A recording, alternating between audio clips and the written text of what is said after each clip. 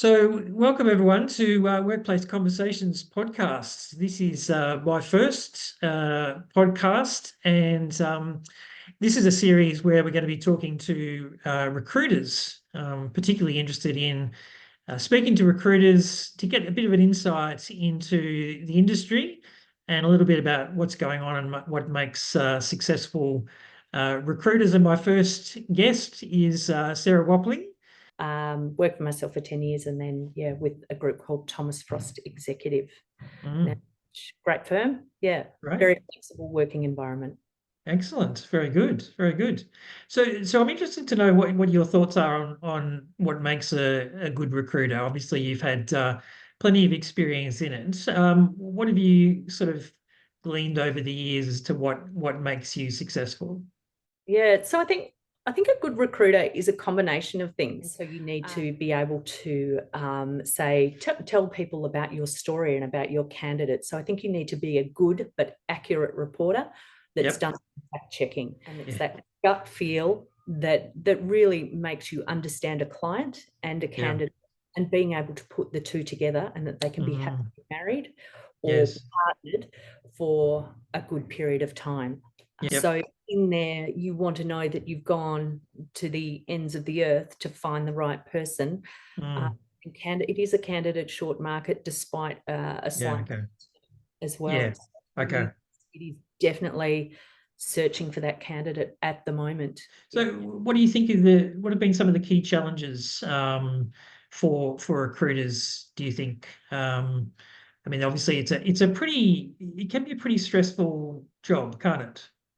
Yeah, and one of the great things that I learned from Chris Malin was that he was a man that set up a terrific business called Link Recruitment, now owned by Randstad. And he said to me, Sarah, it doesn't matter if I've been doing this for 20 years, I still find it difficult to pick up the phone and make a cold call and to introduce myself.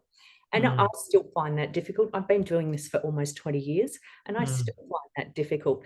Being a female in the recruitment industry as well, look, we all know that there are unfortunately some situations that occur.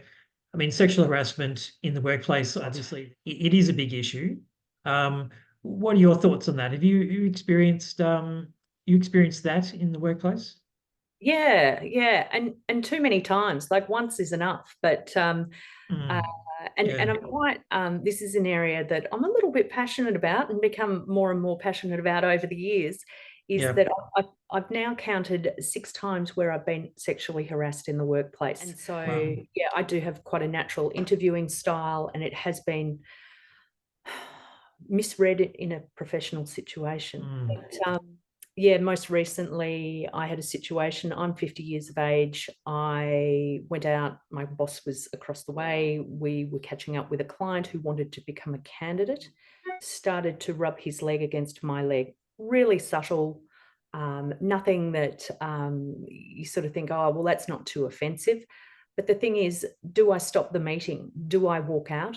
Do I risk losing this person who's a client who's been quite fruitful for the business, and then we lose that person as a candidate? Previously, when I've told bosses when this has happened, I've had comments like, well, you should have just put up with it, or it wasn't like he raped you, and you sort of think, oh my gosh, and so now I question, if that goes on, do I even tell my boss? And in this situation, I did tell my bosses. I felt very uncomfortable about it. And they said, well, what do you want us to do? Do you want us to stand up for you? Do you want us to make a noise about it? And I said, no, it's best just left how it is. He is no longer going to be a candidate of mine. He is an ultimate risk for us to put out to the market. So, I can only say I'm, really sorry to hear that. And I feel for you in that situation. It is really difficult to know how to handle it. And there's no real right answer to managing it. You've got to weigh up a range of different considerations, and it demonstrates, if you were looking at a capability of emotional intelligence for that role, probably would have got a big fat 0, that candidate. Yes, absolutely. He got a 0. He's even a -5. Yeah. Well, thank you very much for coming on the first episode of this show.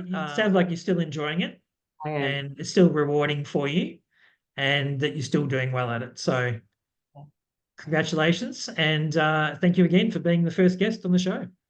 Thanks for having me, Paul. Yeah, great to be here. Great. Terrific. Thanks.